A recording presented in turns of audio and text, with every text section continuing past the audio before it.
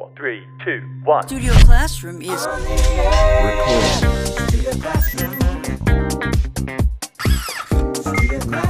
Please stand by.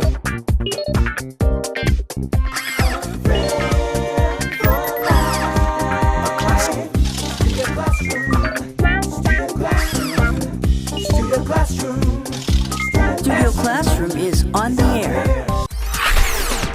Welcome to Studio Classroom on the air. Your English will improve today. My name is Carolyn. Many people like to travel for a few days, weeks, or even months. But have you ever gone on a trip that lasted more than 1 year? That's exactly what Lewis and Clark did more than 200 years ago. Our lesson today is Lewis and Clark. Going on such a journey must have been very difficult and dangerous. Michelle is going to tell us more about the word journey in the language lab. So let's get started with our lesson.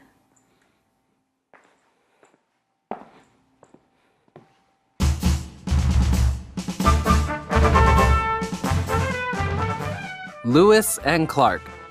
These brave explorers traveled the wilds of North America. On January 18, 1803, President Thomas Jefferson sent the U.S. Congress a message. He wanted to send a group of men to explore a large section of land that is now the United States. That group, led by men named Meriwether Lewis and William Clark, set out on May 14, 1804. Their travels would be filled with danger and discovery.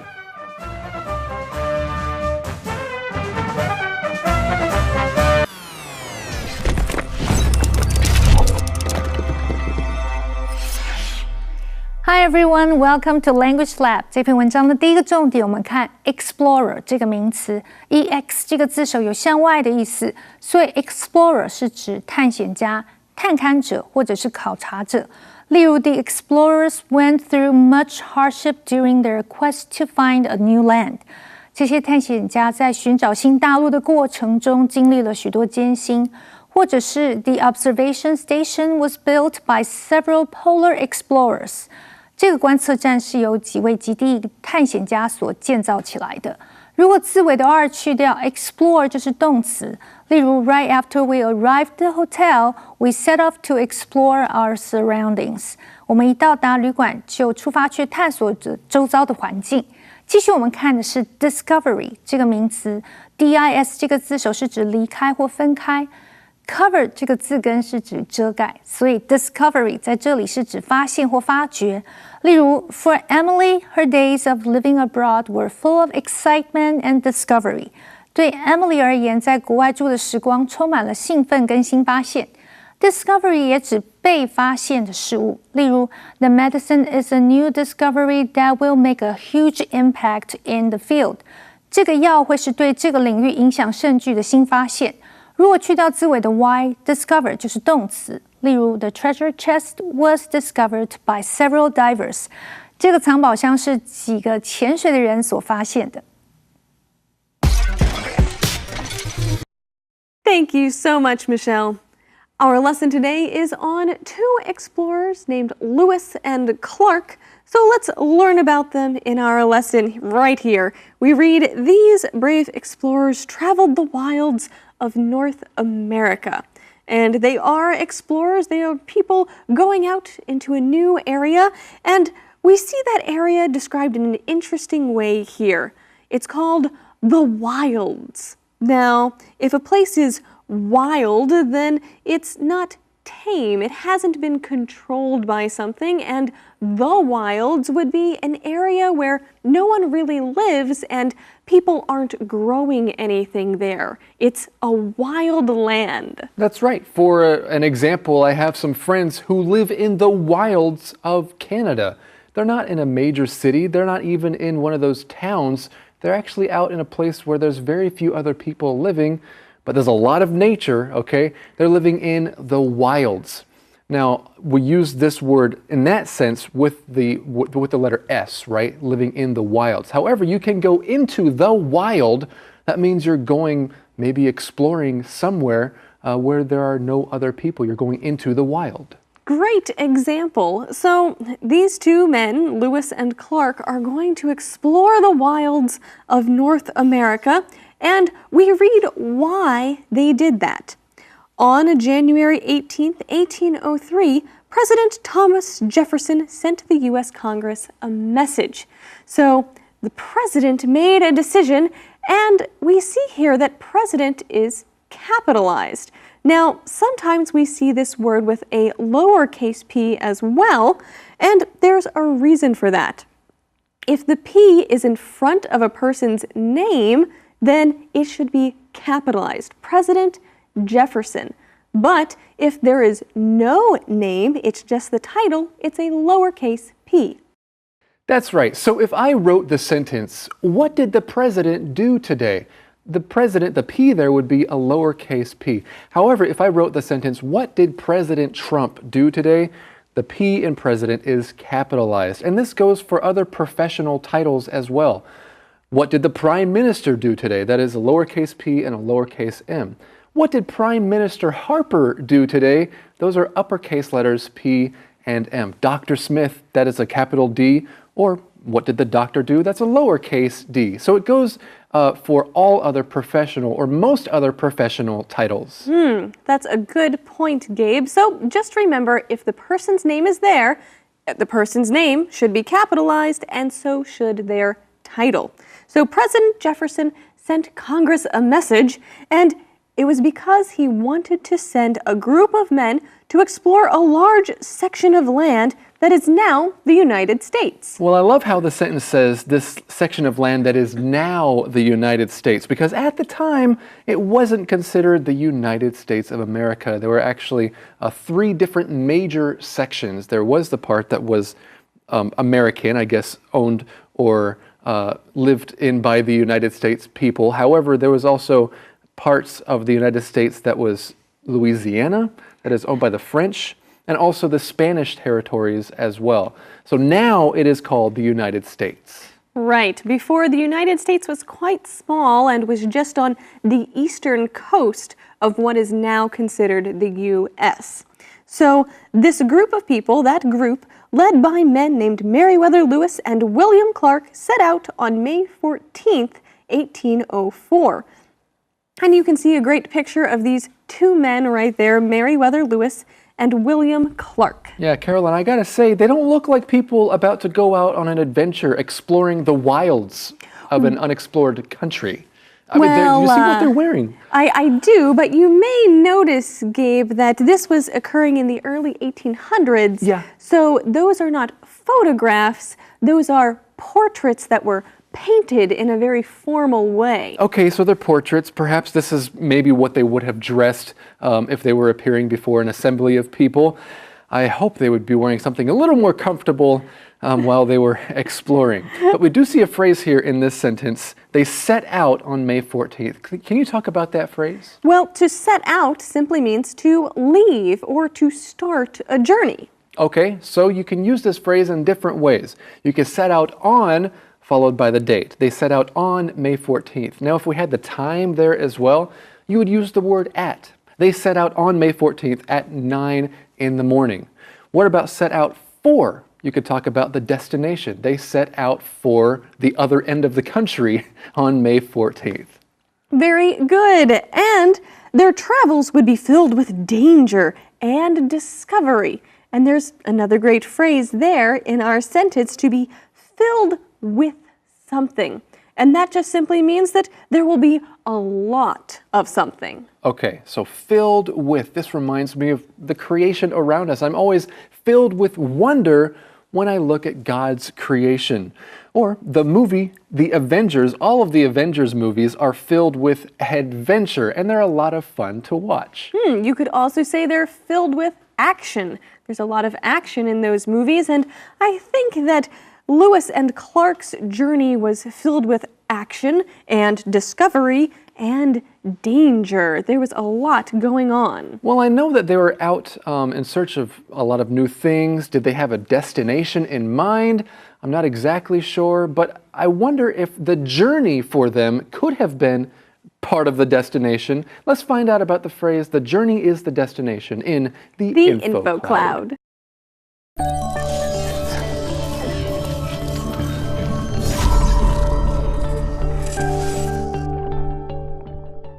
Welcome to InfoCloud. Have you ever heard of the expression, the journey is the destination? I have. It was the title of a movie about a young man who traveled to areas troubled by wars to take pictures of the effects on refugees. That sounds like an interesting movie. The expression, the journey is the destination, is used to say that the point of a journey isn't where you are trying to get to, but what you learn along the way. You might also hear this idea expressed as it's not about the destination, it's about the journey. And I think that this is a good thing to remember when you are trying to reach a goal that seems to be far off. If you are trying to learn or do something difficult, remember to appreciate what things you are accomplishing along the way.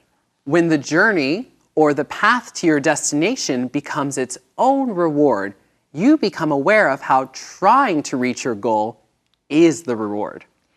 Do you have any examples, Joe? Your Chinese is pretty good, but was the journey really the destination? At times, learning Chinese was very discouraging, and really, I'm always going to be in the process of learning, but along the way, I learned discipline, humility, and confidence, which are pretty great rewards. 在追求目标的过程中，我们难免会碰到挫折，有的时候还会很沮丧。这个时候，你可以用一句话来鼓励自己 ：The journey is the destination。旅程本身就是目的。这是什么意思呢？这是在表达我们在追求目标的时候，也要重视和享受过程，因为每个过程本身就是一种学习，都可以让我们有所收获。即使我们没有达到目标，你经历整个过程就已经是一种目标的达成。毕竟生命本身就是一个旅程 journey， 不是吗？这就是今天的 InfoCloud， 我们下次再见。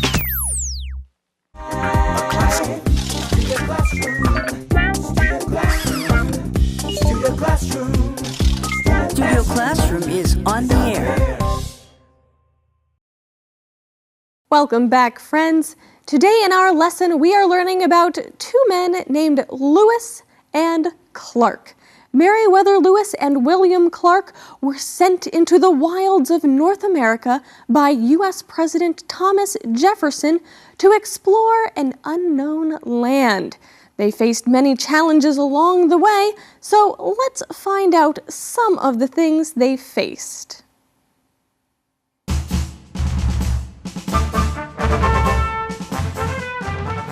Lewis and Clark. The first part of Lewis and Clark's journey involved traveling up the Missouri River by boat. They had to travel upstream, so they pulled, pushed, or forced the boats forward with poles. Heat and insects made the trip difficult. One member of the group died from an infection after only a few months. But the trip was very successful. Lewis and Clark discovered at least 180 species of plants and 120 animals on their journey. These ranged from small bushes to huge trees and included both prairie dogs and grizzly bears.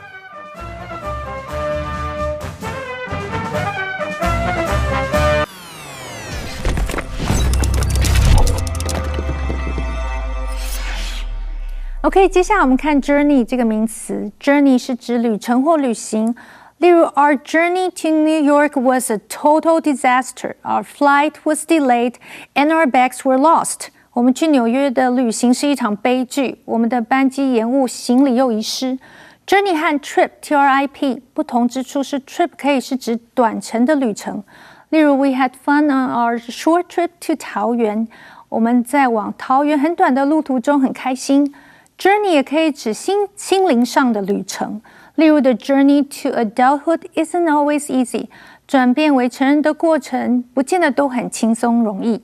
最后我们看的是upstream 这个副词 ，upstream 是指逆流底或往上游底。例如 ，salmon swim upstream to their original birthplace to spawn。鲑鱼往上游游到原始出生地去产卵。Upstream 也可以当形容词，意思是指在上游的。例如 ，the water released from the upstream dam flowed into the lake in the valley。上游的水库释放出来的水流到了山谷里的湖中。它的反义字是把字首的 up 变成 down， 变成 downstream。例如 ，We rowed our canoes downstream to the seashore。我们划独木舟向下游，划到了海边。And now let's get back to our teachers. Thank you, Michelle. Now we're going to continue learning about Lewis and Clark's journey and some of the dangers and discoveries that they made. We read right here, the first part of Lewis and Clark's journey involved traveling up the Missouri River by boat. Now, that's a really great phrase that we see right here, to travel by something.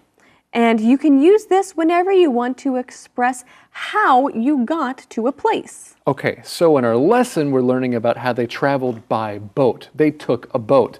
You could use this phrase when it comes to cars, airplanes, trains. We traveled by car, we traveled by plane, we traveled by train, and most other vehicles. But what about going somewhere just by walking, Carolyn? How would we talk about that? Well, you could say that you travel by foot, but it's better and more common, I think, to say that you travel on foot. That's right. So you go, let's go there on foot. Okay, let's not take a bus, let's go there on foot. Or let's travel by bus. But our lesson says they traveled up the Missouri River. Just to give you an idea of where this is, okay, on a United States map, that big part that's labeled Louisiana in purple, the Missouri River goes through that part. It's the river that they took that goes through the part of Louisiana. And so as you can see, it's not a short journey at all.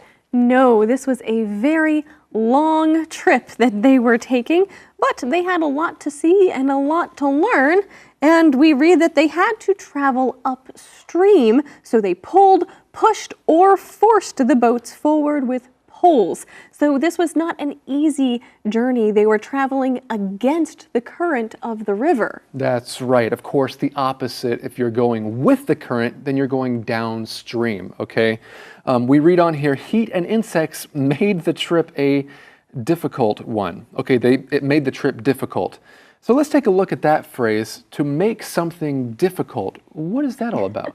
Well, it simply means that something causes problems. So you can say what causes the problems before using this phrase.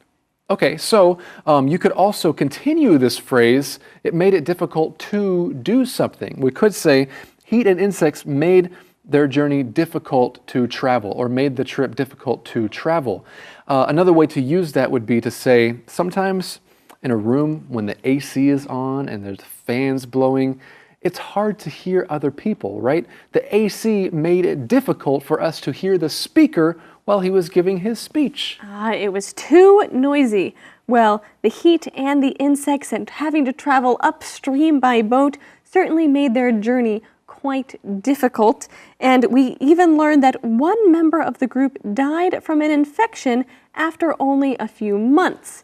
And that is a tragedy, but he was the only person on the entire journey to die. Wait, is that what it says? He was the only person who died in the whole 2 years? Yes. Wow, pretty impressive, all things considered.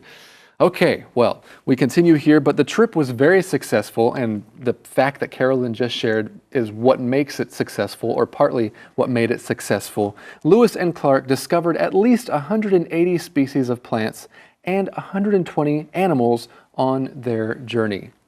That's right, and these things ranged from small bushes to huge trees and included both prairie dogs and grizzly bears. And we can see a nice picture of some prairie dogs here. Prairie dogs are pretty cute. Grizzly bears would be a little more scary to encounter on this journey.